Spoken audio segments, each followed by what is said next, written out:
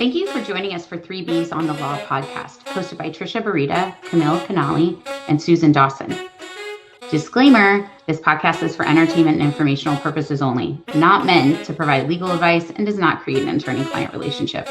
Also remember, laws change or they differ by jurisdiction, so this is not a substitute for seeking legal counsel in your jurisdiction on the current law applicable to you.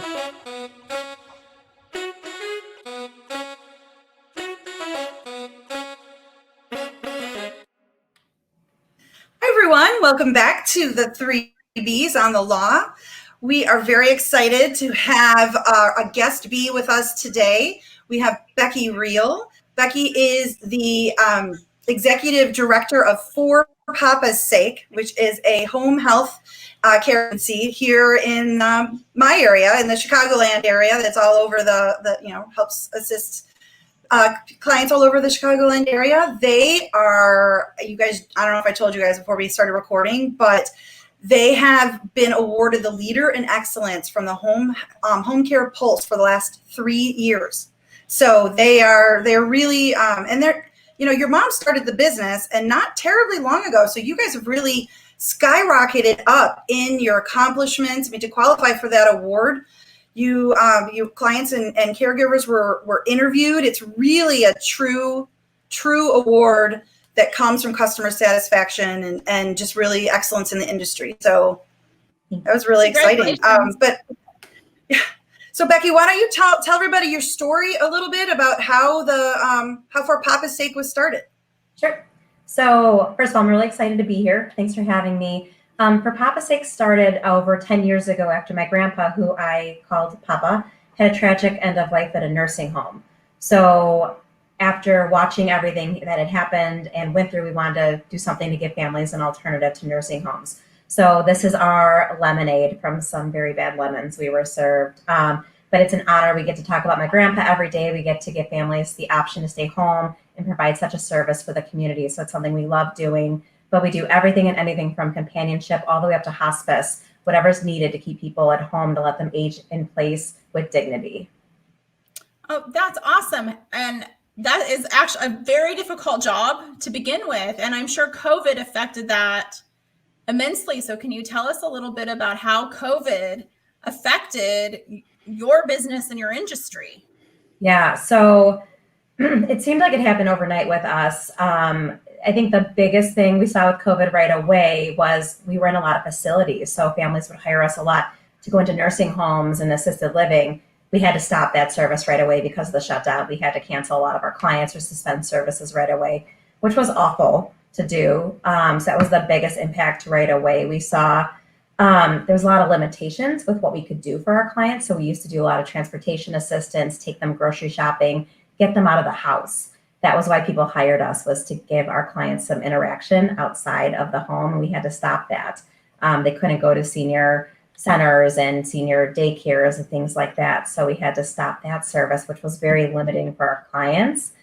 And I think probably from my side, the hardest part that we saw right away was that limitation of that personal touch that makes us so different. So we used to stop by clients a lot, drop off gifts, just stop by to say hi, see how you're doing. We couldn't do that. We still don't as much as we'd like to. So a lot of it is via Zoom, phone calls now, or we'll check in from outside the house and wave and try to talk to them from the doors. But we are still trying to keep our distance to give people some extra safeguards. And did you have to provide additional training to your staff so they knew how to interact with your clients and the people that you help? Yeah, so we use an online training platform to begin with. So that was easy for us. And they came out with some really great COVID infection control updated sessions. So we do in-service training twice a year for our caregivers anyway. So it actually aligned with the in-service that we had. So we just transformed our in-service training to be very COVID specific. So it was 4 hours of intensive online infection control and COVID specific training. We're constantly sending them PDFs and different courses they can take, constantly every week. I'd say we're sending them updated articles, things to keep them updated. We have another in-service coming up later this month that we're going to do another COVID and infection control, even though some of it might be duplicate information. we still feel like you can't have too much of it, and they've made updates to it. So we're continuously educating them and keeping them on top of the latest and greatest news. We're also doing weekly updates with the travel mandates, so they know what's safe, not safe in terms of travel. So we're in constant communication with our team in terms of training and making sure they're educated. Becky, how do you, when you're having that constant in-team, communication with them, and how do you not overload them with information? How do you narrow it down? Is there certain people that get certain things? Do you have any advice on that for other businesses?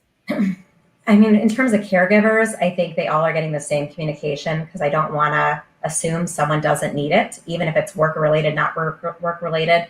In our system, we have the option to send it to everybody, so we opt to send training to everybody. In terms of clients, we we do alter the communication based on if it's hospice, level of care, hospice, companionship, of things that are more relevant for certain clients. But for the most part, everybody's getting filtered the same information, because I don't want to dictate who's getting what and what's going to be important for some. No, that makes sense. That makes a lot of sense. So what has surprised you in this whole thing? Honestly, I think what's been the biggest surprise is how the clients have reacted to it, and the overreaction that they think that we're taking towards COVID. So our caregivers have actually been very in line with our expectations, with our trainings. The clients, I've been surprised, have been saying we're overboard, that we're taking too many precautions. And I'm not surprised by that, because some of them, since they're older, some of them are older, right? Yeah. My personal experience with some older people have been very much more like we lived through world wars. Like, this is just another part of the life, right?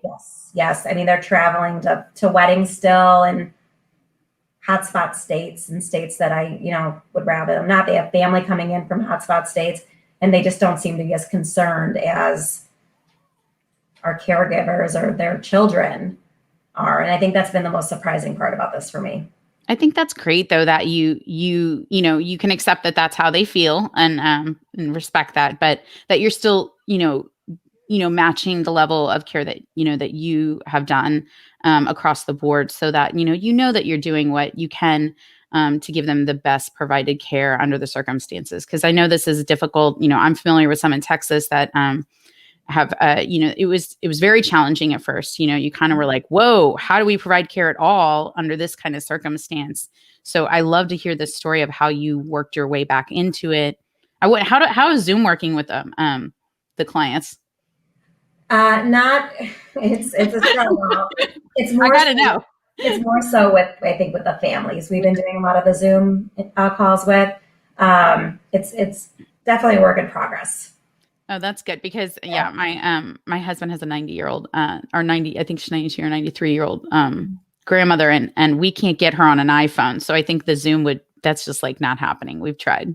Yeah, we typically do like assessments when we go to meet with the families. Those were always in person. We try to do some of those Zoom now. It's not working as well as we'd like it to be. Right. It's so hard to have that personal touch and personal connection with someone over Zoom in a short time, as if you were in their home. It's not the same. You can't look someone in the eyes. But even when you're in person with them, you're wearing a mask, so they can't understand everything you're saying. So it's, right. And a lot of our clients have hearing issues, and so that the ability to read lips so the Zoom is beneficial because they can at least see what you're saying, and I feel like you can be more clear. The downside is its technology. So it's, good and So bad. how are you keeping up the employee morale during COVID-19? Yeah, this has been a big focus. I actually have a manager on my team. This is her sole job right now. So initially we did gift baskets for all the caregivers full of eye masks. So it was very self-care focused, because when this happened, we're always very self-care, work-life balance. So we realized this is crazy. They're putting their own health at risk. We want them to be able to take care of themselves. So we put together really nice gift baskets full of hand sanitizer, lotion, candles, eye masks, things that will allow them to relax at home. A lot of lavender focused things. And then, so that was the initial kind of gift. We did hazard pay bonuses right off the bat that were pretty significant. Instead of just doing an hourly hazard bonus, we gave them a lump sum bonus to let them know, hey, we value you. You're doing a great job. We've done a few times some custom thank you cookies that we've delivered. We did these recent sunflower baskets for everybody that said, thank you for helping us grow. And their sunflowers will grow. So we're constantly looking. So amazing. I'm like, I'm like, wait a second. Our focus is our caregivers are equally as much of a priority to us as our clients. And we want them to know that. And that's why we have such a great team. They're not caregivers to us. We actually call them pearls. They're Papa's pearls, because you have to shuck a lot of oysters to find that perfect pearl. They're not just caregivers. Awesome. They're doing an insanely hard job, and they need to know that they're valued, important, and making a difference in this world. So we've been focusing a lot of our efforts in making sure we do this before COVID, but more so now.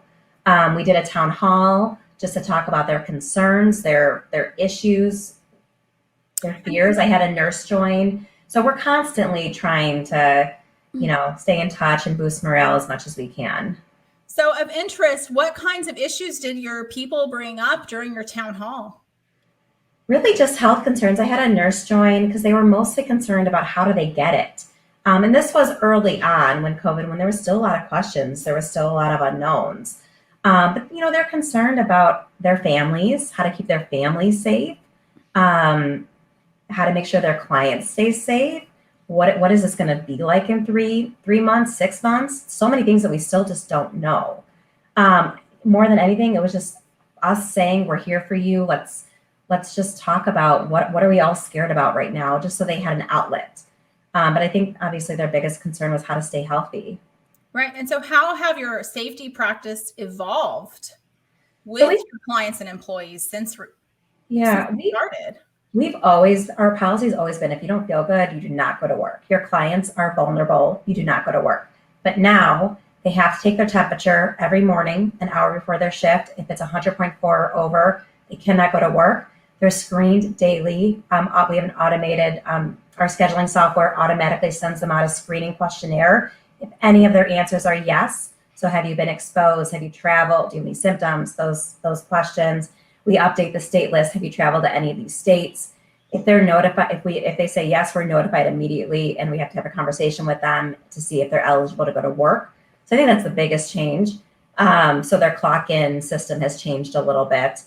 Obviously, PPE is a big part. We've been supplying all the PPE. If they need anything, we're there to support them with that. So that includes gloves, masks, hand sanitizer. We're fully stocked, and they know at any given time if they need anything, we're there to bring that over to them. But I think, honestly, we've always been big about monitoring your symptoms, but now more so. But continuously monitor. If they don't feel well, they do not go to work. And Susan's been, very helpful in understanding, if you need to stay home. As an agency, we will take care of you, make sure you're getting paid. I don't want your fear of not getting paid to be the reason you don't go to work. Yeah, I have to tell you guys a little story. So Becky has always given away the best lip balms. I mean, if you go by her office, she has the most phenomenal lip balm giveaway. As you can tell, their business is very focused on giveaways and items, I love Becky. Quality giveaways. Really, like, great stuff. So when COVID hits, just before COVID hits, the whole area is out of hand sanitizer. No one can get hand sanitizer. Guess whose company had put in an order pre-COVID for a bunch of hand sanitizer? And so she had all this hand sanitizer. She was being able to give away hand sanitizer when no one else could get it anywhere. I'm like, oh, that's awesome. For Papa's sake, had all the hand sanitizer that you needed, because you're always thinking ahead. Well, and what's funny about that is I was taking, right when this happened, we were home and I had nothing to do. So I take my daughter for walks, and I was like, well, people need it, so I'm just going to give it out to people. And so I'd be walking with my daughter, like, do you need hand sanitizer? And some people would take it. And then some people would actually run away from me because they thought I was trying to sell it to them. I'm like, no, it's free. I just want you to have it. And then as soon as I would say it's free, they're like, oh, thank you. But yeah, we're stocked. Yeah, I thought that was just so great that, and if all the businesses that needed to have it, in the home healthcare agency, you guys needed it. But I thought that was such a fun story. So Thank you. yeah. So well, now that COVID is we're making it through the summer and we're into the fall. I'm hearing a lot of businesses that we thought businesses would be worried about the fall, but it seems like when you've gone through the ringer in the beginning, in the March and all of that, you're more prepared. If you didn't have the shutdown, if you had to operate through, you feel like you're prepared for fall. So how do you you agree with that? Do you feel like you're ready for another round if it hits? No, I don't think we'll handle it. We handle everything. We're in constant crisis mode. There's always issues. And we deal with a lot of hospice. So we're kind of used to dealing with last minute urgent needs of things. So I think we'll figure it out as we go.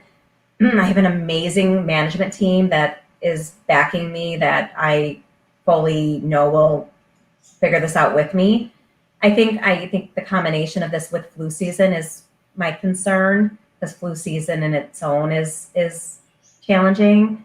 So I'm confident we'll get through it. I just want to get past it at this point. I just want to get past this. I want to get past the winter. Sure. Yeah.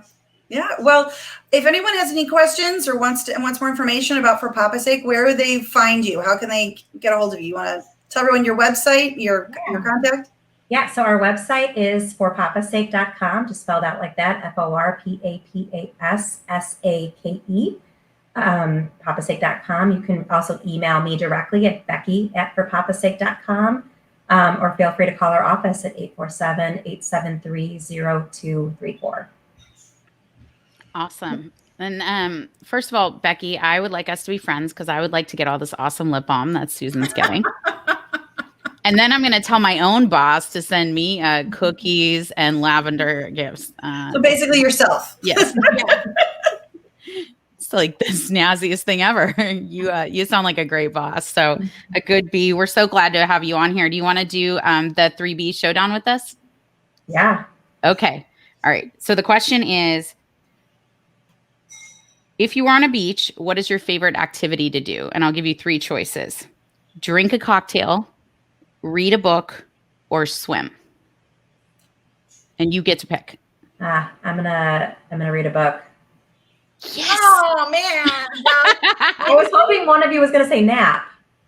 Oh, nap, Trisha. That would have been a good one. No, I was the one drinking a cocktail.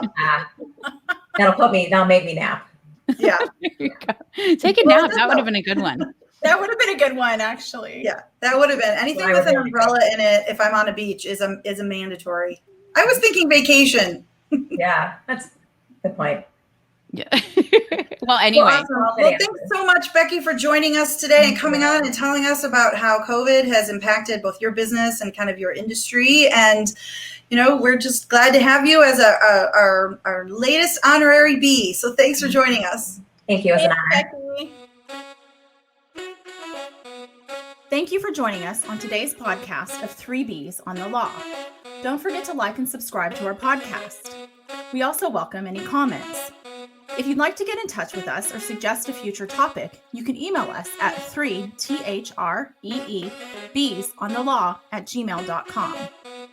And because we're lawyers, we need to remind you that this podcast is not meant to provide you with legal advice and does not create an attorney-client relationship. Thank you again for joining us, and have a great day.